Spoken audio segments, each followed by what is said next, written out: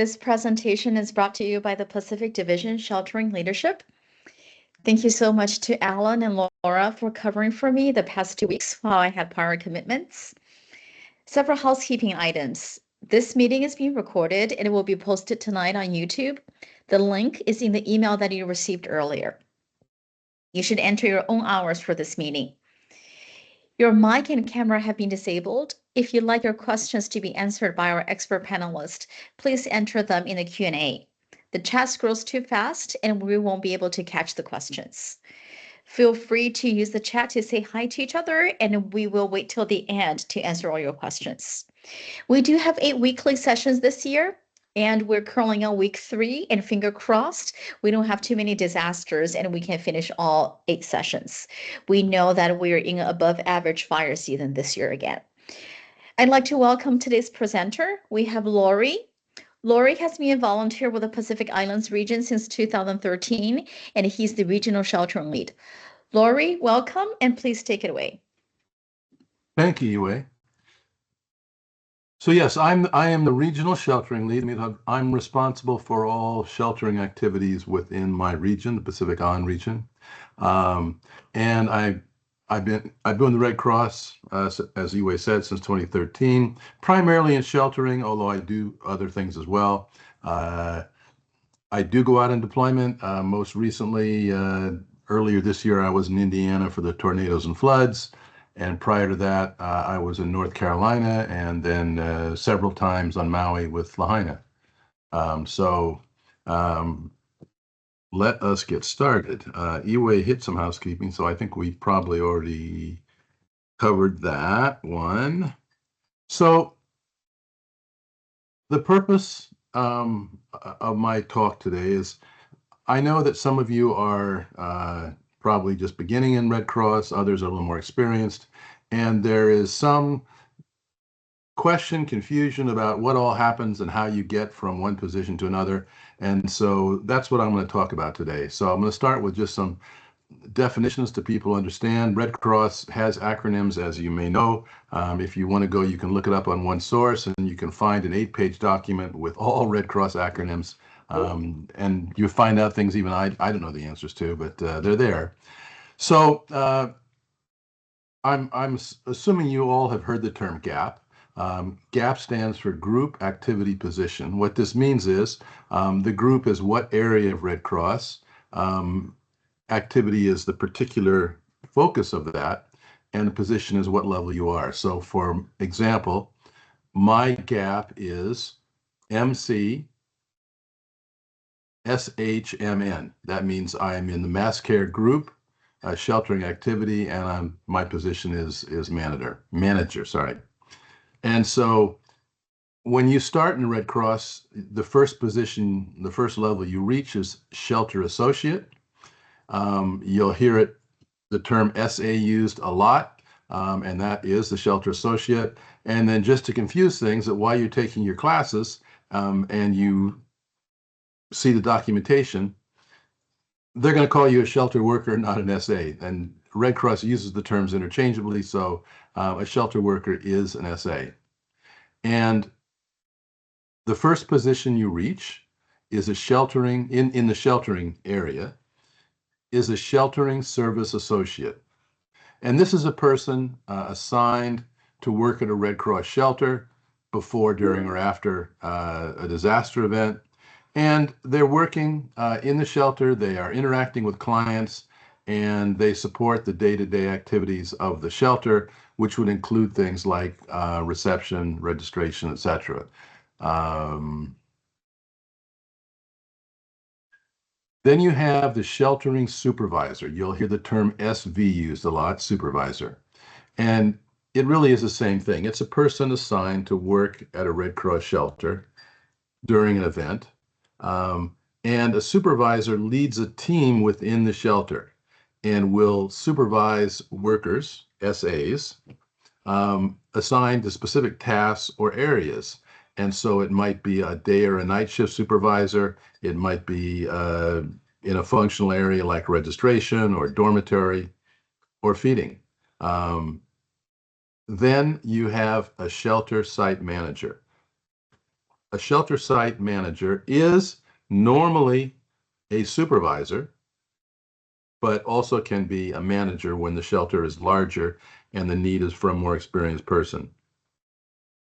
And the shelter site manager typically reports to the headquarters sheltering manager. So within a Red Cross table of organization, you're going to have a headquarters sheltering manager back at headquarters, wherever that may be.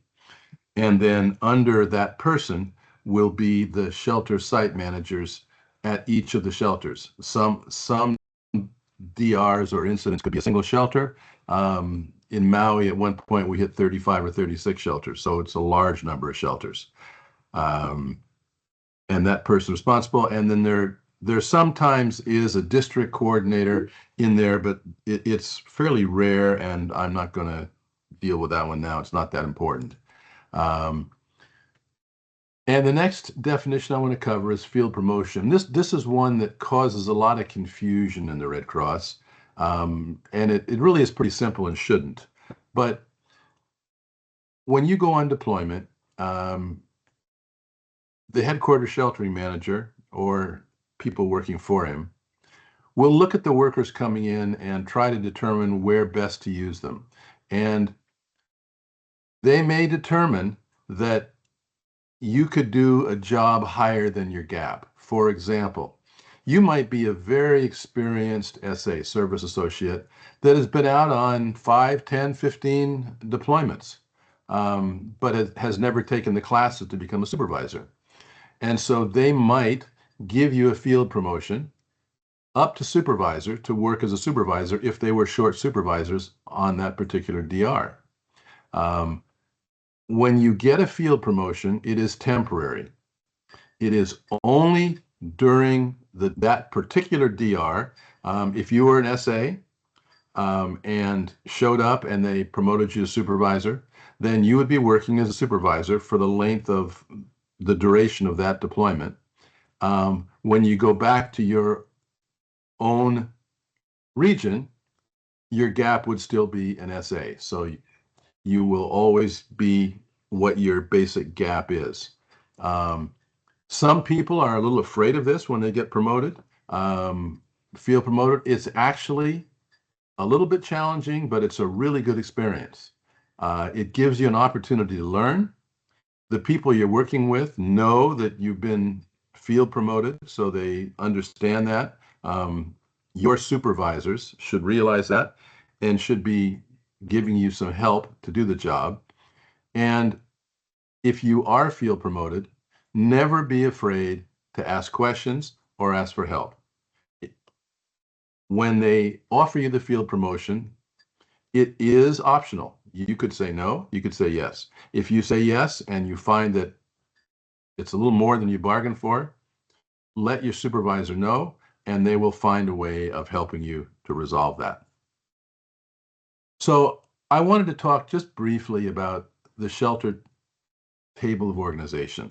And this is a typical, simple shelter. You've got a shelter site manager who is most likely a supervisor, gapped a supervisor, but they're serving as site manager. They're responsible for that whole site. Under that shelter site manager, you typically have a day shift and night shift supervisor. Although in a small shelter, oftentimes the shelter site manager and the day shift supervisor are one and the same because you don't need that many people in the small shelter, and the shelter site manager will work the day shift and have someone else working the night shift. And then under him, under the supervisors, you have the SAs carrying out the jobs.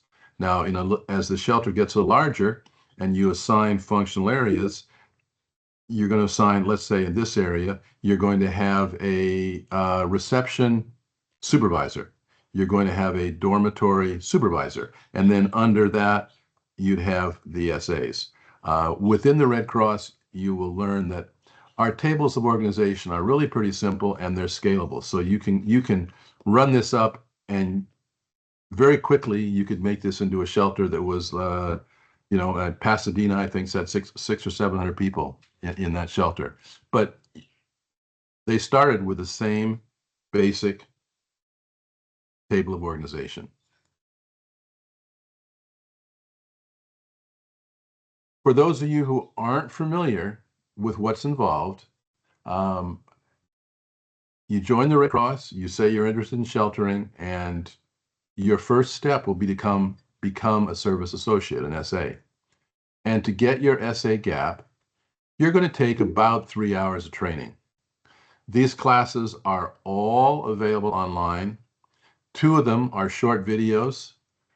The other 3 are web-based training. So if you haven't done it before, you just go in, you look at it. It's a PowerPoint presentation and video, and you watch it, and it'll ask you some questions to make sure that you're paying attention. And then when you're done, your region, when you've completed this training, your region will give you the SA gap. Some regions are now teaching all 3 classes sort of at one time. It still takes a couple hours, but we run this. I know here in the Pacific Island region, we run this as a 3-in-1 course. So when you finish, all you have to do is take these 2 short videos, and you are then going to be an SA.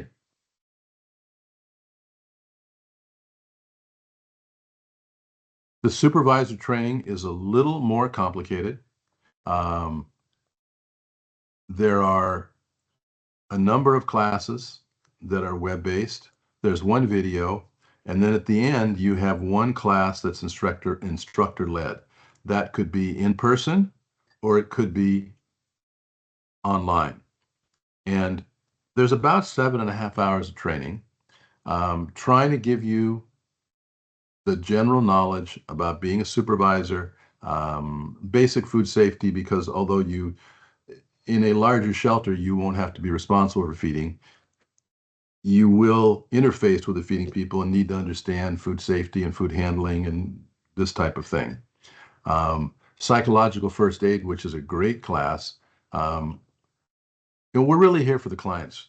And because it's a disaster, you can assume they've already got some concerns and issues, and they are stressed.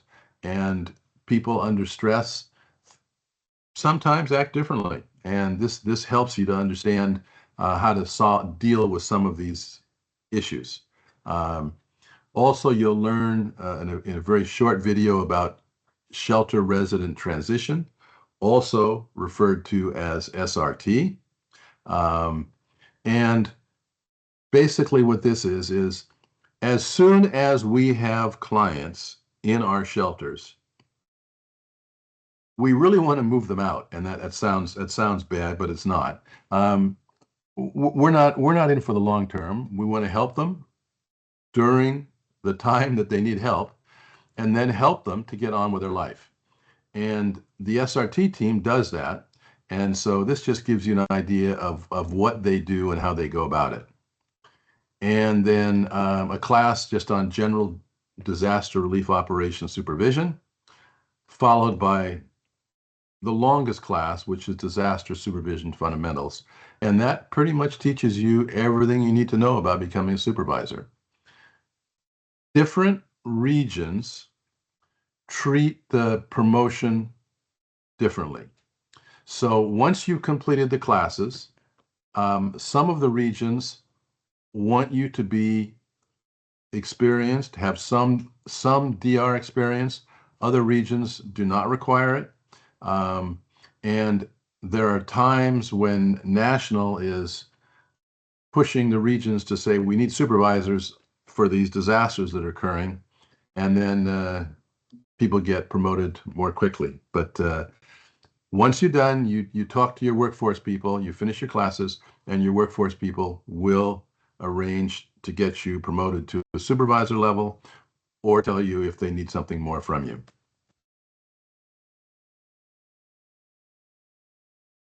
One of the things we do in the Red Cross is go out on deployment. Some people joke that it's a 2-week all expenses paid vacation, but I'm not sure we could really call it a vacation. Deployment is when there's a disaster and we need workers. They are all levels of workers for all kinds of jobs. But in our specific activity here, sheltering, we need workers in the shelter, both SAs and supervisors, to manage the shelters. We have clients in the shelter. We're trying to help them. The deployment may be a local deployment or it may be a national deployment.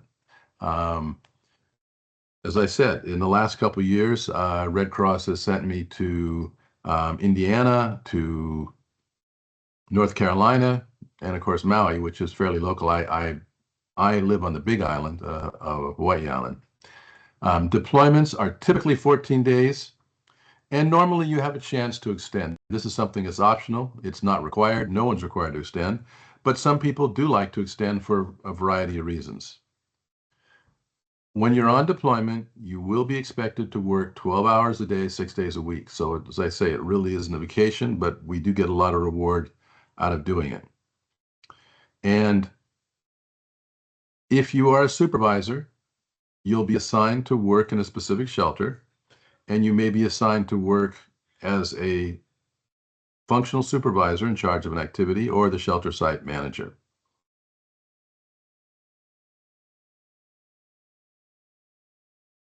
Next, I want to just talk about the roles of the supervisor in the shelter. As a new supervisor, you'll likely be assigned to work a specific task within the shelter. Example, day shift supervisor or dormitory supervisor. Your shelter site manager will explain to you, they should explain to you what they expect, what they need, and then the important thing is, do not be afraid to ask questions. If there's something that you don't know or something you don't understand, ask. Most of us within the Red Cross are volunteers. There are some paid employees that go out on deployment, but I think the majority of people are volunteers, like me and like I suppose many of you. And we're not expected to know everything. And so ask rather than do something that was probably make a mistake. People that go out on deployment as a supervisor, I've talked to them and they've given me some tips of things that, if you're a supervisor, these are things you really should be prepared to do and know. And so I'm going to talk about those tips. The first thing is you need to understand SCIA. Red Cross is using SCIA more and more nowadays. SCIA stands for Shelter Client Information App. It is not an app. It confuses people. It's actually a web-based browser, but it is the method that we record information about the clients. We put their demographics in. We put SRT and CMIST information in there, the family details, etc. And so when people show up on deployment, especially supervisors, they really need to understand SCIA. That doesn't mean you have to be a SCIA expert, but you should have at least played around a little bit. And there is a SCIA training sandbox. You can go into the sandbox, we call it a sandbox, but it's a training area, and you can go in and play. The address is www.redcross.org/SCIA, SCIA -training. And you go in, you can set up an incident, you can set up multiple shelters, you can just create mythological people and put them in and move them around, etc. And what I do to the people here in the Pacific Island region is I regularly am holding a workshop for them. And at the end of the workshop, I say, go out and play for 30 minutes to an hour. If you play in the SCIA sandbox for 30 minutes to an hour, you have enough knowledge to go out on deployment and work with SCIA. You can go in to the OneSource and look at the Skya toolbox. And there are a number of videos in there, short videos, 5 minutes, 10 minutes. And they pretty much show you how to do everything. But again, just take the time before you go on deployment to log in.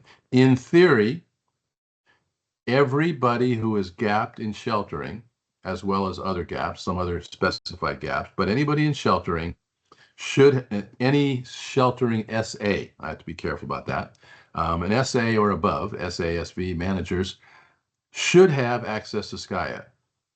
And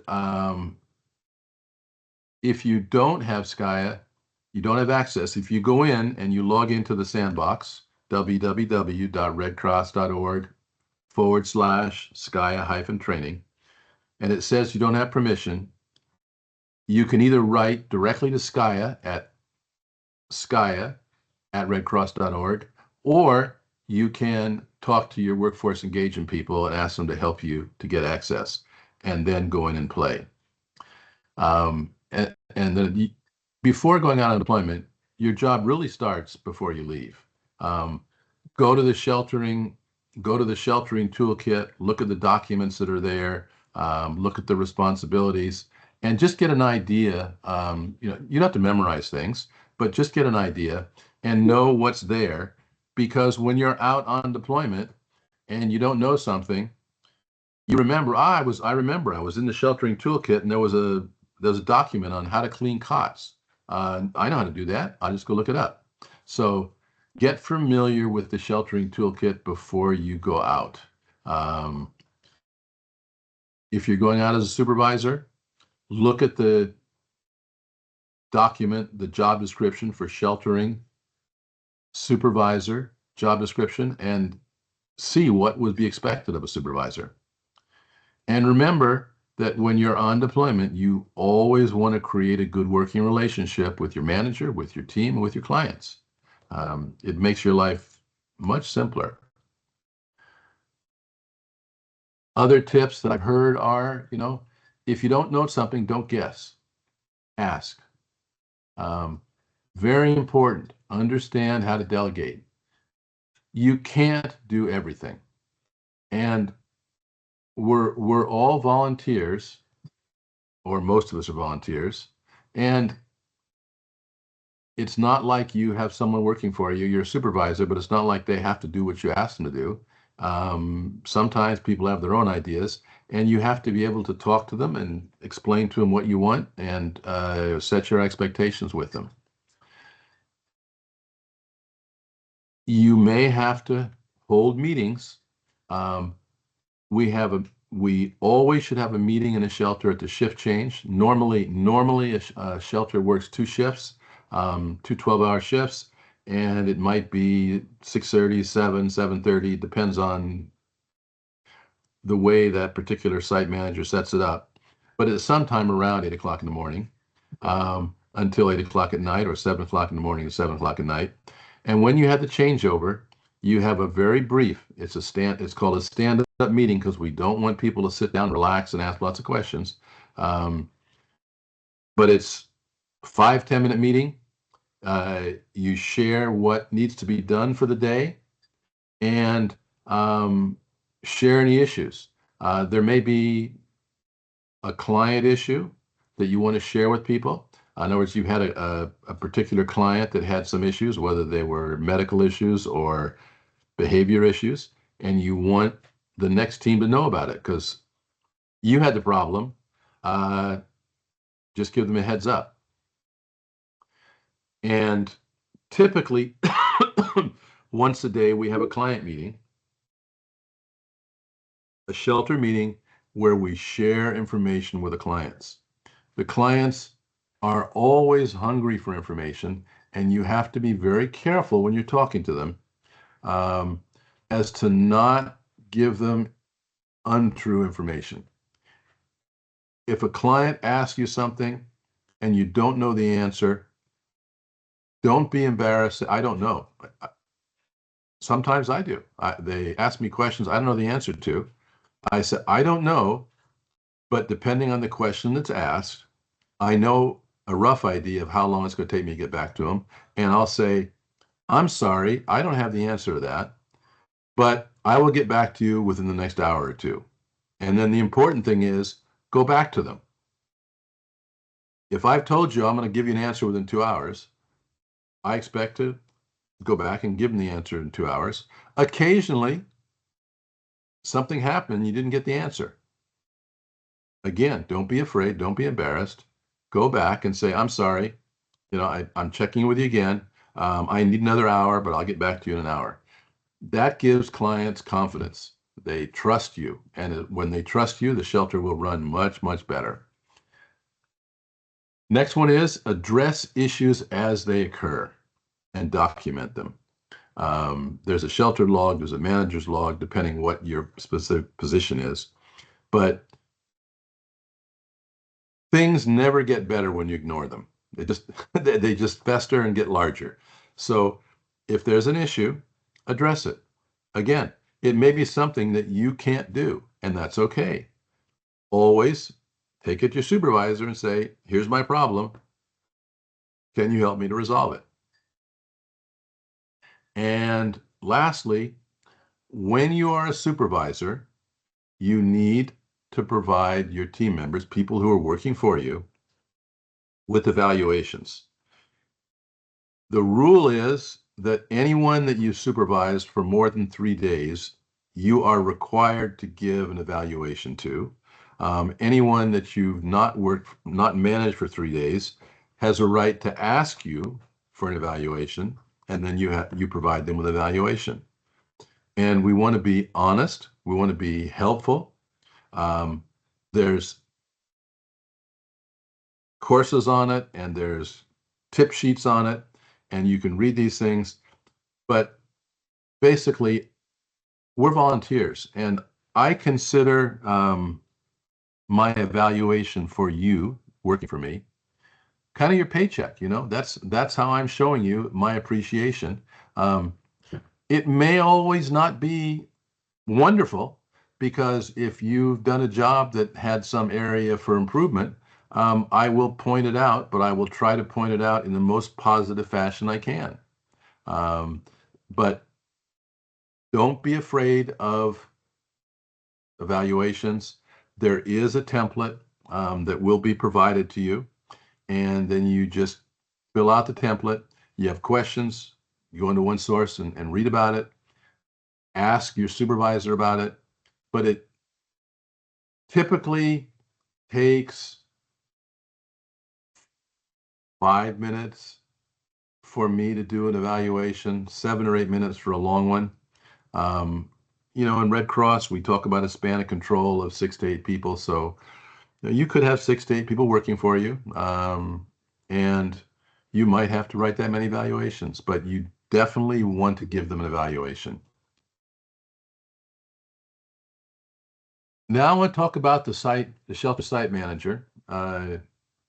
Red Cross, I said, tries to assign the most experienced supervisors to the role of shelter site manager. And then within one source, there are lots of documents to help you perform that job. Start with the sheltering toolkit, and then I've listed 4 of the things that you find there that are very, very helpful. Sheltering standards and procedures, operating a shelter job tool and a checklist, and then shelter staffing job tool. There are lots of things in addition to this, but those 4 to me are the basics. And if you don't have to memorize them, read through them, look at them, just be familiar, because on most DRs you have the ability to log in and check it.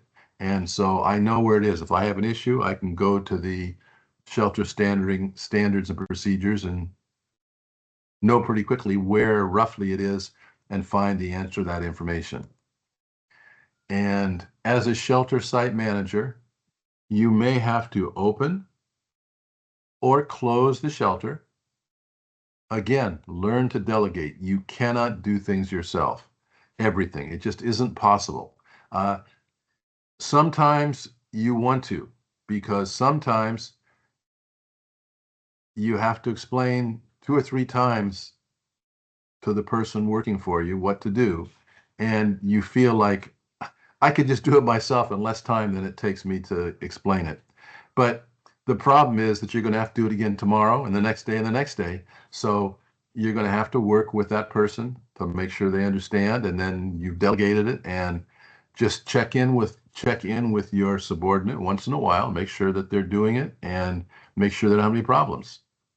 Um, as a shelter site manager, within the rules of Red Cross, it's really your site, and you need to organize it. You need to set it up. You're going to make your own organization chart within the shelter. You'll start with that simple organization chart that I showed you earlier in the presentation, and then it may be expanded or not, but it gives you a really good idea. Make sure you have adequate and proper signage throughout the site. Um, as a shelter site manager, you're really responsible for managing your teams. And that will include things like days off and last day worked. Specifically, days off, we all get when we're working in a DR, we should get 1 day off in 7. And some people won't ask for it. Some people really need it, but won't ask for it. But as a site manager, you should be looking at your people and telling them, I do. I say, Joe, hey, Joe, you've been working 5 days now. You should get a day off. So the day after tomorrow, take a day off.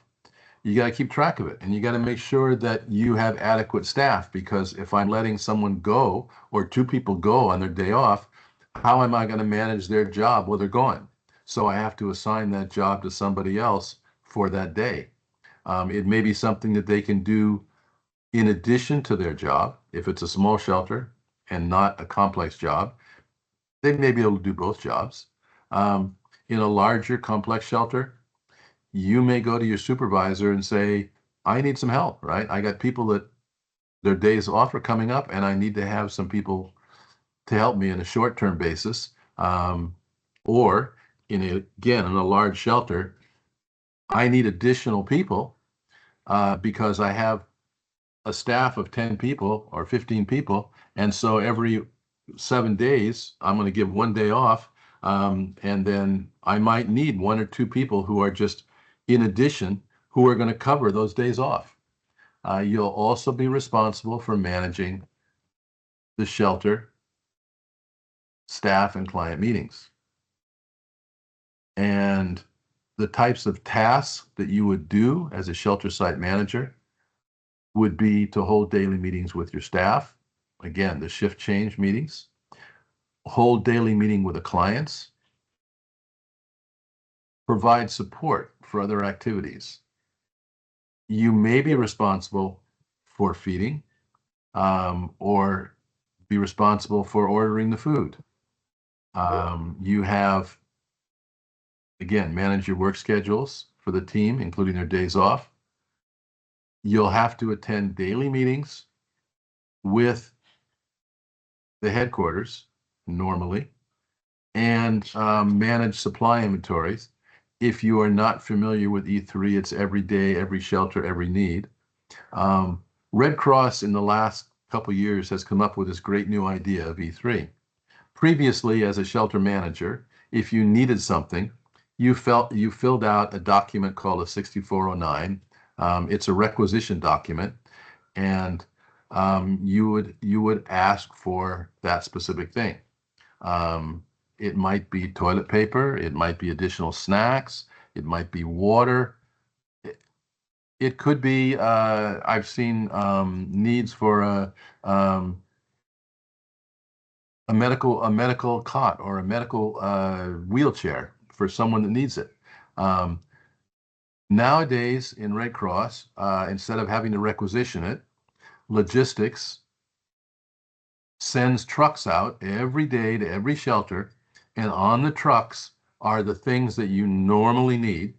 They won't have some odd thing, but the things that you normally need should be on the truck. and they show up at your shelter and you say, I need, 24 snacks and I need 2 cases of water, and they come right off to you. And so you'll be doing that. You'll also have to send a daily report every day to the headquarter sheltering manager. Other reports will include feeding, which is now done from Skya. You would enter the meals you need. Again, it was complicated before, but now you can go right into Skya and you can say, tomorrow I want 20 breakfasts and 30 lunches and 40 dinners. And then there's a second report, which you'll have to issue, which is how many people actually ate, because we don't want a situation where you're requesting 40 meals every day. And then only 10 people are eating it and we're throwing away lots of food. That's something we don't want to happen. At night, you have to put the population count into Skya, and it's now also within Skya, your daily report to your supervisor. You may need to manage event-based volunteers. You'll hear them referred to as EBVs. These are the people that show up. There's a disaster in their region, and they just, Red Cross, I'd like to help. I live here. I'd like to help. And EBVs are, in a way, a little bit of a pain because now it's something else you have to manage. But at the same time, they're fantastic because they're people that want to help. They want to work. I have to tell you that as a shelter manager, I've used EBVs to clean the toilets. They're very helpful and they're happy to be helping. And the shelter workers are happy they're not doing it. So, make sure that you make good use of your EBVs. You need to ensure your clients are supported. You need to ensure your staff is safe. This is critical. There never should be a situation where there's people feeling unsafe. And you really set the tone for the working environment within your shelter. So I've gone through this fairly quickly. Are there any questions that I can answer on sheltering, service associates, service workers, SVs, managers, deployment? I see that someone's got their hand raised, but Iwei, are you handling the questions or? Yes. Lori, thank you so much. Before we get started with all the feedbacks and with all the questions and hands and everything, Laura and Alan, do you have anything to add before we go to questions? Great job, Lori. Thank you, Alan. That was really good. The only thing that I would add is that the shelter site manager is a specialty track. I'm not sure if that was mentioned or I may have missed it. So shelter site manager is a shelter supervisor and ideally has that shelter site manager specialty track. And if it's a really complex shelter or large shelter, that could be a shelter manager, but typically it's going to be done by a shelter supervisor. That's all I'd mentioned. Thank you. Thank you so much. Laura, anything? Can you hear me? Yes. Yes. Oh, okay. It said I was muted. Great job, Lori. I know you were supposed to have a partner doing this, so great job covering it all yourself. I think you covered a lot of information and super job. Thank you.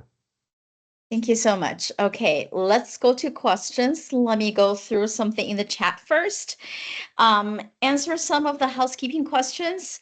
Will all the links and presentation be available later? Yes, it is already currently available. The reminder emails that was sent an hour early, you already have the links there.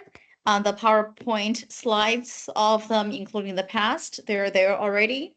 The recording of this will be available tonight on YouTube, so you can rewatch it, and also includes all the previous year's recording as well. Several other things that I want to go over in the chat.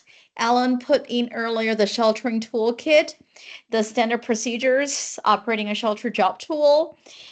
All of those links, you're able to access it, logging using your volunteer connection login, and they're on OneSource. Let me go back to see there's other things that we posted. For the Skya link, it is also posted in the chat for easy access. And let's go to the questions in the chat first. Let me scroll all the way. And again, if you have any further questions, please put into the Q&A. I'm really afraid that I'm gonna miss it because the chat scrolls so fast. Let's see. This is a really good question that I didn't know the answer to, and thank you so much, Hillary, for answering it. The original question is, what is MON/SCR/SBT in a sheltering setting? And at first look, you might think this is a gap. This is actually not. So Hillary explained this is actually an acronym for Monterey, Santa Cruz, and San Bernardino, one of the areas in Northern California coastal region. So again, don't hesitate to ask, and you might want to ask your local folks first, because such as this geographic things, I wouldn't be able to know because I have no idea what MON stands for. Another one that we had to emphasize in the chat, that deployments are not vacations. You will work hard for 60 days, then hopefully get a day off, rest up for your next 6 days of working. Anyway, I see that someone had asked, are we using paper shelter logs? And the answer is that Red Cross currently is not using any paper in a shelter. We earlier this year, and it's certainly related to the ICE issues that are running around the country. We don't want names and information lying around. And so we are only using online documentation in Skya. And then there's an asterisk there, which is it is possible that because of circumstances, for example, there's no power, there's no internet, you can't get Skya.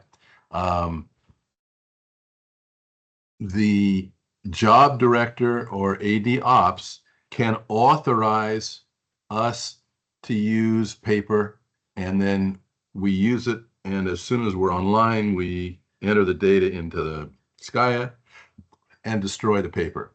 But that's the only time we would use paper. Now everything is online. Thank you, Lori. And I really appreciate you looking into the Q&A session. I do want to finish the chat first, so I don't lose the chat function before I go to the Q&A. I'm sorry. No problem, Lori. The next question we have is, what do you do if you don't have enough staff for the shelter? That's never happened before. No. So, when you don't have enough, well, so let me back where to start. The first thing is, as a shelter site manager, you are always looking at your shelter and your needs. And if you need people, you shout. You tell your supervisor, which is typically the headquarter sheltering manager, I need people, right? I need more people. I've got X number of clients. I need more people. Now, I'm not going to promise you that you're going to get them. There are situations where that headquarters sheltering manager has a limited number of people and has to allocate them where he or she feels that they are most needed. And if I have confidence in you as a shelter manager, I may say you've got nobody for a few days. Again, you want to look out because of that very reason. And when you go and say, I need people, normally that you just can't snap your fingers and get people. So we can, there is a process in the Red Cross, and it's called the DOOR, and I don't know what the DOOR stands for. Someone will tell us, but basically that's where you put the requirement and say, I need, for my particular disaster, I need 10 supervisors and 50 SAs in sheltering. And then your workforce people in the different regions will go out and talk to all the Red Cross volunteers and get people to sign up and then send them to the DR. But that process can take 2, 3, 4 days or a week. So you have to always look in advance. Now, having said that, we do the best we can in the shelter, and we try to provide you, the shelter manager, with as many people as we can. And if you have the need, you just have to keep escalating it to the shelter manager, your headquarters sheltering manager, saying, I need people, and explain why you need them. I have seen shelters that have high medical needs where there are a lot of people that are bedridden and need help.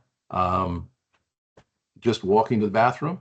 And so not all shelters are equal. Make that clear, and just escalate your request and explain why you need it, and your headquarters shelter manager will do their best to comply.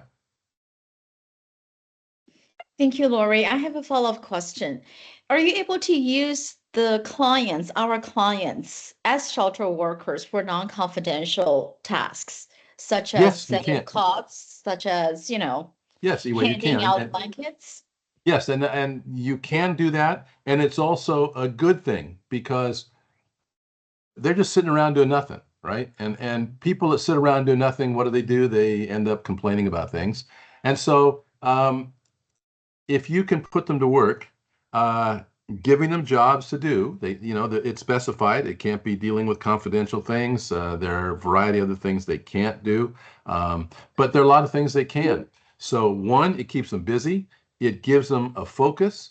In some case, it helps them on the road to recovery, because it turns their mindset around, and they're not in a negative mindset. They're in a positive mindset. Thank you, Lori. And DOOR stands for Disaster Operations Open Request. Yes, I saw that. Okay. Let's go with the next one that we have, not really a question, but it's the comment that I put, that we mentioned the evaluations. So you do have to have an evaluation if it's for 7 or plus days, and between 3 to 6, you can request that. Let's go through the next one. I do see the answer already. We cannot find the Sky app in the App Store. Can you help with a suggestion? Again, that was the confusing part that we mentioned earlier. Skya is not an app in the App Store.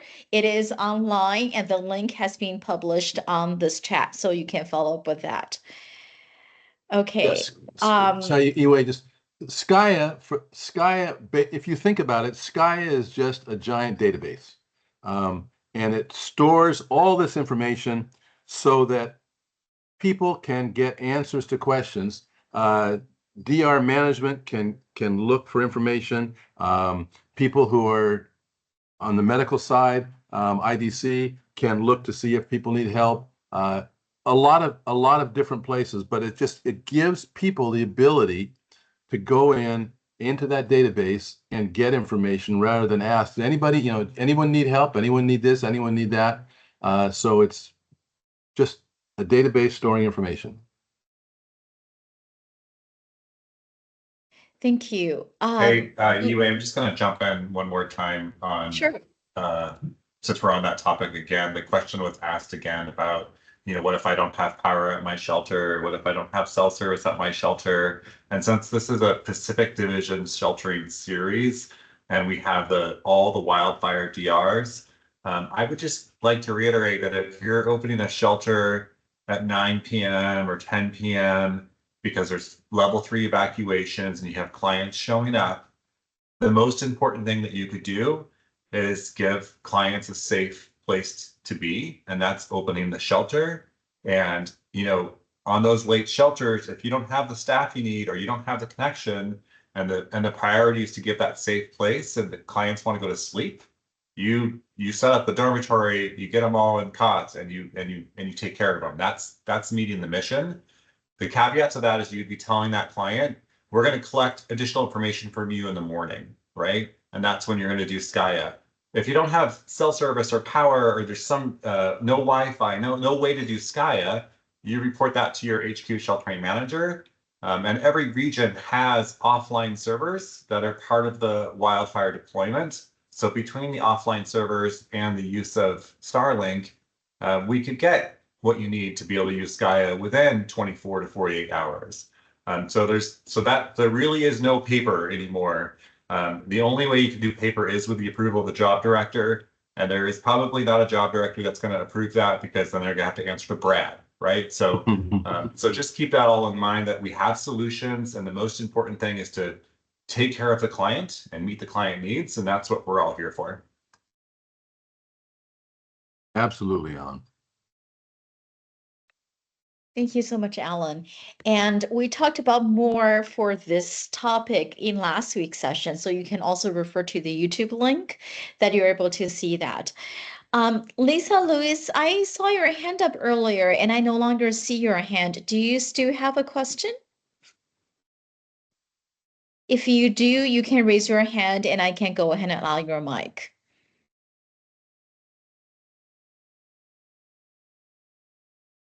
I saw another comment about Skya Access. Lori, do you want to talk about more about Skya Access? That who has access during steady state when we don't have operations versus when you're deployed? Sure. As I said, everybody with a sheltering SA gap or above, anyone in sheltering should have access. And if you don't, during Blue Sky, you can either write to skya@redcross.org and request it and explain why. I'm a shelter SA and I don't have access. Please arrange for me to get access.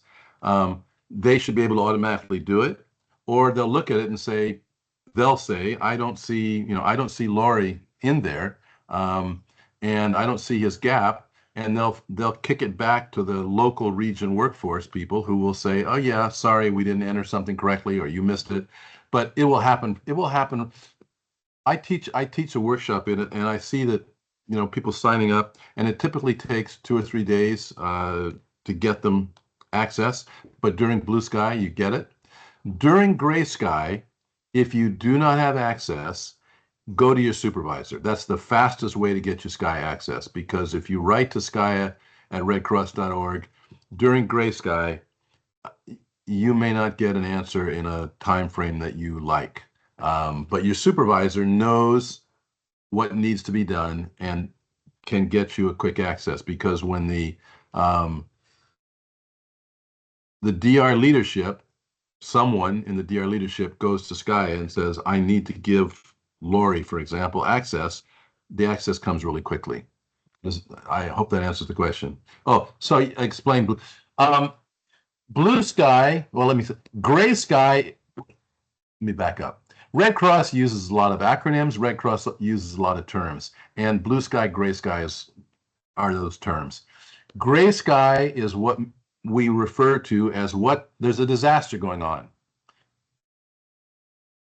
So the disaster's on, we call it Gray Sky. When the disaster's over and there's no disaster, we call it Blue Sky. I hope that explains it. Yeah, I would just add to that used to be like we'd have seasons, right? We'd have disaster seasons, and then it would be really slow and there wouldn't be disasters for a month or two. Well, that doesn't happen anymore. So we're kind of in this constant state. So that's kind of why I like how the Skya role is displayed here, where it says region and then DRO. So your region responsibilities is kind of like the old Blue Skies, right? Yep. DRO is more the Gray Skies. So we always have things that we have to take care of in the region. We always have trainings to do. As shelter leaders, you're always doing shelter simulations or teaching classes, right? That's all region work. And then the DRO work, the Gray Skies, is when you're responding as a shelter service associate or a shelter manager and really supporting clients in a disaster.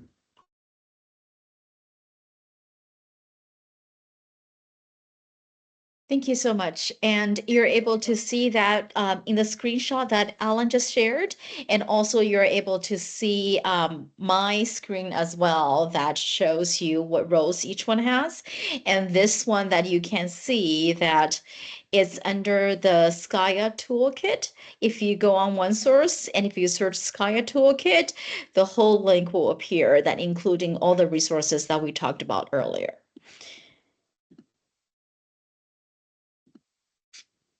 Okay, let's see. Do we have any other questions? Thank you for putting in there that blue sky also corresponds to steady state in ConOps, concept of operations, and gray skies equals to operational state in concept of operations. Do we have any other questions? Whether you want to raise your hand, put in your Q&A, or if you want to make a comment